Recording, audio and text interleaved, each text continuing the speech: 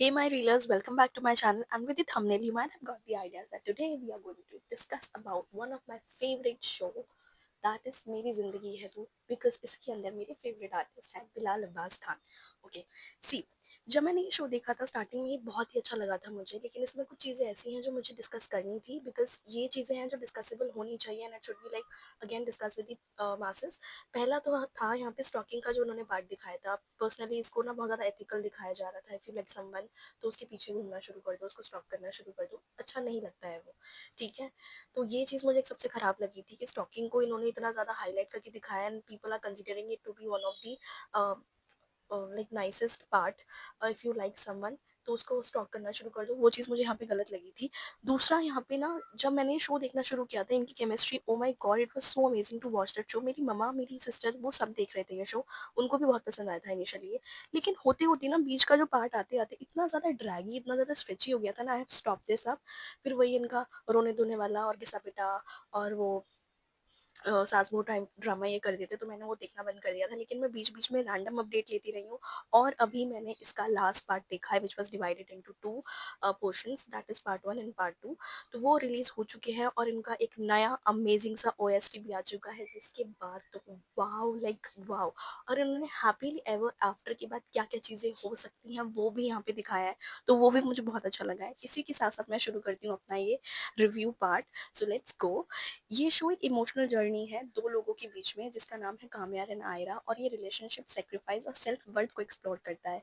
काम्यार और आयरा की जो स्टोरी है वो आपस में रिवॉल्व करती है, और ये जो स्टोरी लाइन इसलिए सबको ज़्यादा पसंद आ रहा है because it's not just about opposite attract.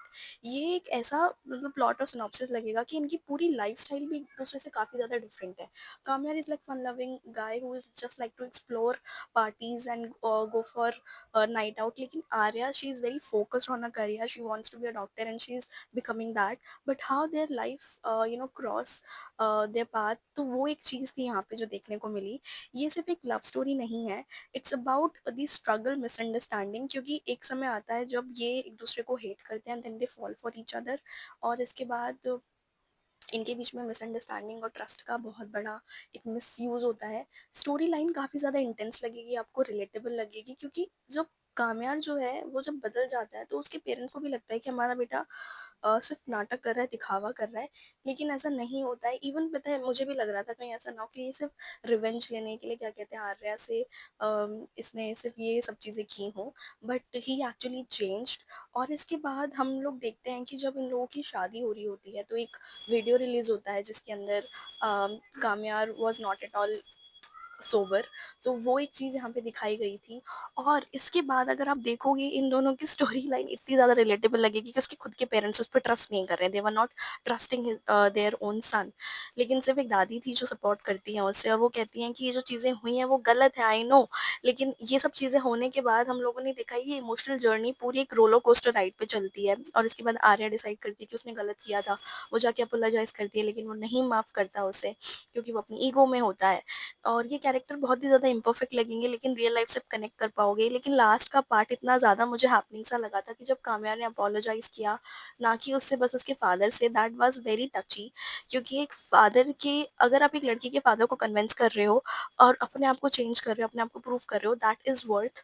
सो ये चीज़ मुझे बहुत अच्छी लगी थी। कैरेक्टर में काफ़ी ज़्यादा इम्परफेक्शन है जो कि रियल लाइफ को कनेक्ट करता है, लेकिन कभी कभी आपको प्लॉट ना बहुत ज़्यादा ड्रैगी लगेगा, स्ट्रेची लगेगा, लेकिन ये शो आपको दिल से टच करने वाला शो लगेगा। इनिशियली बहुत अच्छा है, बीच में बहुत ही ज़्यादा मतलब स्ट्रेची है, फिर लास्ट का पार्ट आते आते बहुत बोरिंग हो रहा है, क्यों ही देख रहे हैं, लेकिन छोड़ भी नहीं पा रहे हैं। और फिर लास्ट में आके वाओ, मतलब पहले स्टार्टिंग हुई है हमारी वाओ से, फिर हाउ से, फिर वाई से, why we are actually watching this, और लास्ट में वाओ अगेन वाओ, क्योंकि हैप्पीली एवर आफ्टर का कंसेप्ट जो है इन्होंने वो भी यहाँ पे शोकेस किया है। And with the amazing OST part 2 जो आया है निकल के, वो तो मुझे बहुत ही पसंद आया।